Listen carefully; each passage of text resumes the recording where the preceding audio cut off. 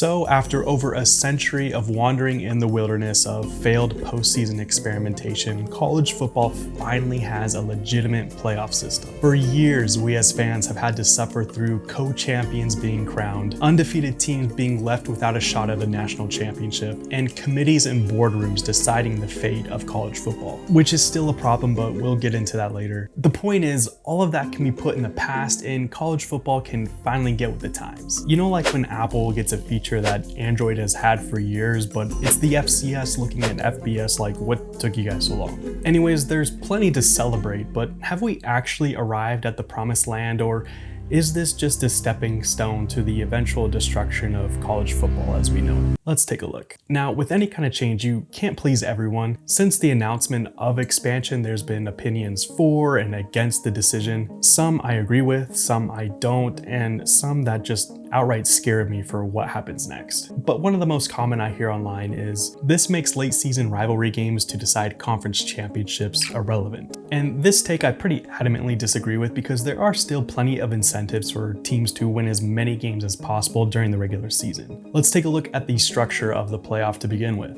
So the top 5 conference champions in college football automatically get a playoff berth. Plus you get the massive advantage of having a first round bye. Aside from that, the higher ranking you have at the end of the year, the more likely you are to host a first round playoff at your home stadium, which obviously is a massive incentive to win all of your games. Plus we're getting more meaningful do or die games in the form of a playoff. And rivalries like Ohio State, Michigan are always going to mean something, if nothing else than bragging rights that year. But while Ohio State versus Michigan has been a monumental matchup these past few years due to its playoff implications, in reality that game has only had playoff stakes for both teams 4 times since the playoff began. 3 of those being since 2021, and I really don't see Michigan as a top 2 contender for this year's Big Ten championship. 12 teams is too much and renders the regular season meaningless. Many say that there's not 12 deserving teams at the end of the year, and we would just be rewarding mediocrity to let some of these teams in. And to that I say, college football is not the NFL yet. But by that I mean you're still only going to be able to lose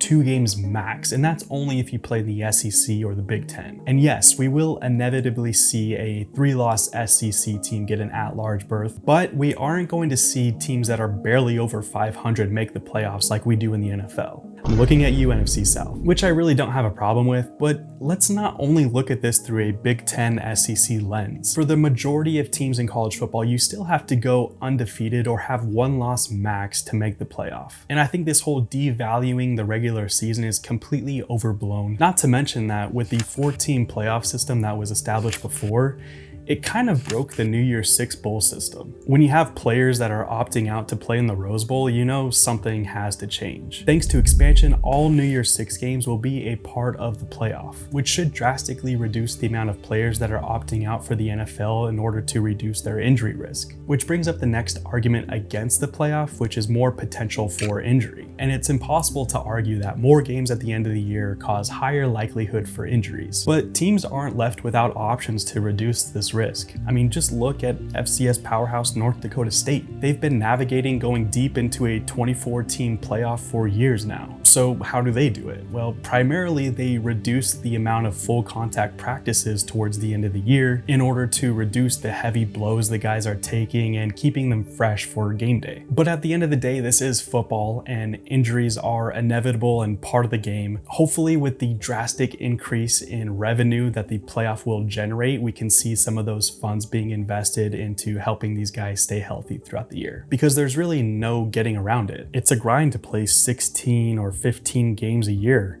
We did it for 8 straight years, but when you're competing to try and win a championship, you kind of have to find a way to get through it.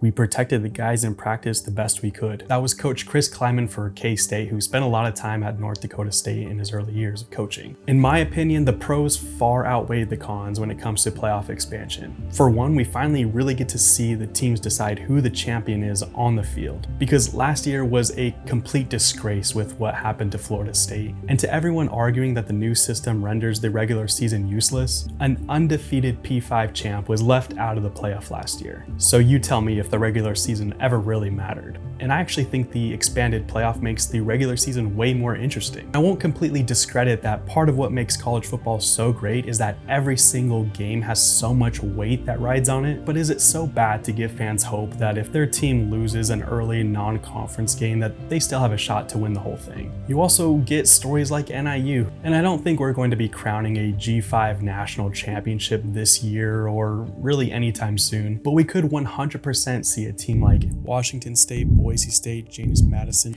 get a huge upset in the first round or the second round, and games like that in college football are what I live for. On the flip side, you also have to consider the massive financial ramifications of this expanded playoff. We're looking at about $1.3 billion of revenue. Teams who qualify for the playoff can expect to receive around $3 to $5 million depending on how far they progress, which actually brings us to the last main argument against the playoff system, and one that actually makes me the most uneasy of all of them. The rich will continue to get richer. SEC teams are looking to gain about $23 million per team with this expanded playoff. The Big Ten is looking to gain about $21 million per team, the ACC about $13 million, the Big 12 about $12 million, and the G5 schools under $2 million per school. And the problem is just that the rich just continue to get richer in college football. It's not hard to see how this could widen the already massive gap there is between the SEC, Big Ten,